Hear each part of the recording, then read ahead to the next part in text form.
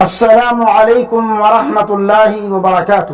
الحمد للہ رب العالمین والعاقبۃ للمتقین والصلاة والسلام علی اشرف الانبیاء وسید المرسلین نبینا محمد وعلی آلہ واصحابہ اجمعین، اما بعد۔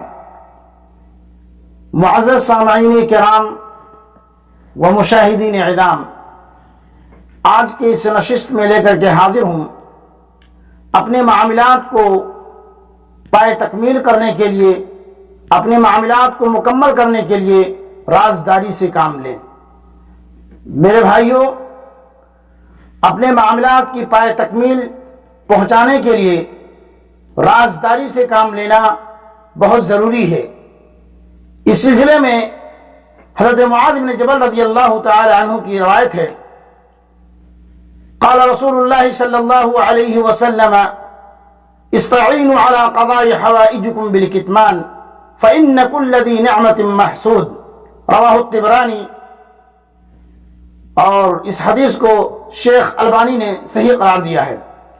حضرت معاذ بن جبل رضی اللہ عنہ کی روایت ہے کہ رسول اللہ صلی اللہ علیہ وسلم فرماتے ہیں، اپنی ضروریات کے حصول میں کامیابی کے لیے رازداری سے مدد لو، کیونکہ ہر صاحب نعمت حسد کا نشانہ بنتا ہے۔ اس لیے اپنے راز کو کسی سے نہ بیان کریں، خاص طور پر جو باتیں رازداری کی ہیں، الا یہ کہ ہمارا کوئی خاص ہو اور اس سے بیان کرنا کسی مقصد اور حکمت کے تحت ہو تو کوئی حرج نہیں ہے۔ البتہ اگر ہم اپنی راز کی حفاظت کریں گے تو بہت ساری پریشانیوں سے بچے رہیں گے۔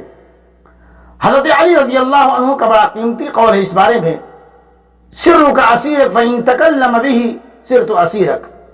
راز اس وقت تک آپ کا غلام ہے جب تک آپ نے اسے کسی سے بیان نہیں کیا، لیکن جب اسے بیان کر دیا تو اب آپ اس کے غلام ہو گئے۔ میرے بھائیوں، انسان کو ہلکے پیٹ کا نہیں ہونا چاہیے کہ اپنے معاملات کو لوگوں سے بیان کرتا پھرے۔ نعمت کو صاحب نعمت سے بھی نظر لگ سکتی ہے، بچے کو اس کے والدین سے نظر لگ سکتی ہے، اور اسی طرح سے نازک معاملات میں انہیں انجام پانے میں ہم خود ہنستے ہیں، ہمارے رشتہ دار اعزاء و اقارب ہنستے ہیں، ہماری نظر بس سے وہ معاملہ انجام پانے سے پہلے ہی رک جاتا ہے اور وہ معاملہ مکمل نہیں ہوتا۔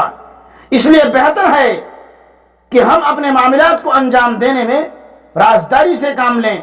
اللہ کی طرف سے کوئی خاص فضل و کرم ہو جس کے بیان کرنے سے بغض و حسد کا اندیشہ ہو تو نعمت و فضل کا ذکر لوگوں میں خصوصیت کے ساتھ نہ کریں بلکہ عمومی انداز میں کریں، تاکہ آپ کی اس خاص نعمت کا حاصل کو پتہ نہ چلے، جیسا کہ اللہ تبارک و تعالی نے قرآن کریم کے اندر ذکر کیا ہے، قال یا بنی لا تقصص رؤیاک علی اخوتک فیکیدوا لک کیدا۔ سورہ یوسف کے اندر میرے بھائیوں، یعقوب علیہ السلام نے کہا، پیارے بچے، اپنے اس خواب کا ذکر اپنے بھائیوں سے نہ کرنا، ایسا نہ ہو کہ وہ تیرے ساتھ کوئی فریب کاری کریں، کوئی دھوکہ دھڑی کا معاملہ کریں۔ اس آیت میں خواب کی نعمت و بشارت کو اپنے حاسد بھائی سے چھپانے کا ذکر ہے میرے بھائیوں۔ اور نبی صلی اللہ علیہ وسلم کا فرمان سنیے، استعینوا علی انجاح الحوائج بالکتمان فإن كل ذی نعمت محسود۔ صحیح الجامع کے اندر ہے، لوگوں سے چھپا کر اپنے مقاصد کی کامیابی پر مدد طلب کرو، کیونکہ ہر نعمت والا حسد کیا جاتا ہے اور حسد کا نشانہ بنتا ہے۔ اس لیے میرے بھائیوں، ہر کام کو اپنے معاملات کو انجام دینے کے لیے رازداری سے کام لینا چاہیے۔ اللہ رب العالمین سے دعا ہے کہ اللہ تعالی ہم تمام مسلمانوں کو اپنے معاملات کو انجام دینے میں رازداری سے کام لینے کی توفیق عطا فرمائے۔ وآخر دعوانا الحمد للہ رب العالمین، والسلام علیکم ورحمۃ اللہ وبرکاتہ۔